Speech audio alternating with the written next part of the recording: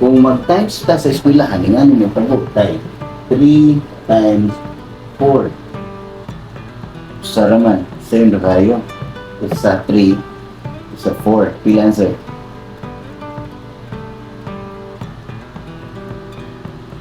12.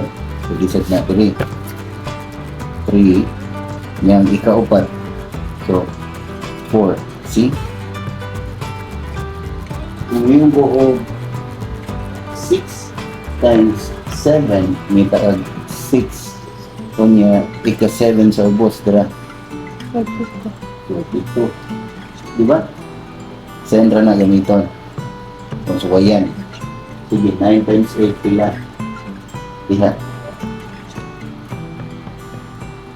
Asa sila mag-abot? 72. 72. Okay. So, panagamit na ha? Kana kung pinagsa. Gamiti ana kung pinagsahan. Pero ang akong pabuhat mo karon kay 2 digit like 13 times 1 digit 5. Wala na din ha. Diba? 9, 13, kadong diri, kutong 10. Hindi rin, kutong 10, diba? So, unsaon siya kung 2 digits na.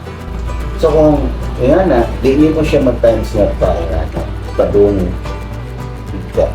Di mo siyang inaniwan 13 times 5. So, padung upos. Di ka padung kilid. Padung taupos din. So, kaya ni, magsugod ka sa diri mo ni una ni mong buhaton, ka na imong katong buhaton. Sugod ka sa bot, mag-times ka, pinagsa. Ayaw tingba ang 13. Dili na to tingba ng 13. Maniwan siya. 5 times 3. Pilang sir diyan? 15 unta. Nanong 15 unta? Kaya kung times pumasag ka sa 1, 5 times 3 rato.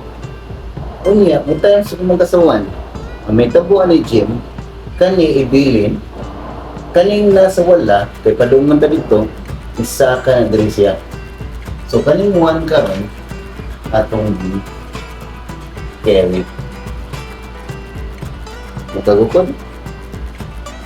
So, karon manaman ta sa 3, nga 15 ganina, 5 times 1 na ka. Pila? 5 times 1. 5.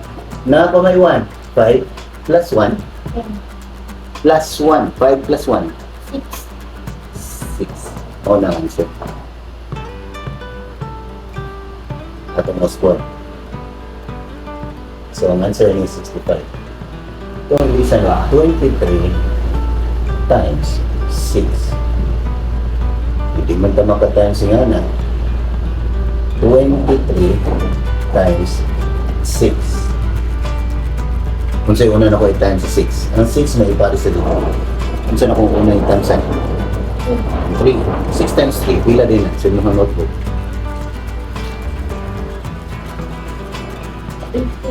18. Handa. Now, asa ibilin? Ang 8 ang 1. Ang 1 nasa ibutang. Sa taas sa taas ako. Damdamihan ato lang gisaka. So 18 gina siya. Gisaka lang sa. Now 6 times 2. 12 plus 1. 13. Napakaisakahan? Wala na. May mo na answer. 138. Nakuha?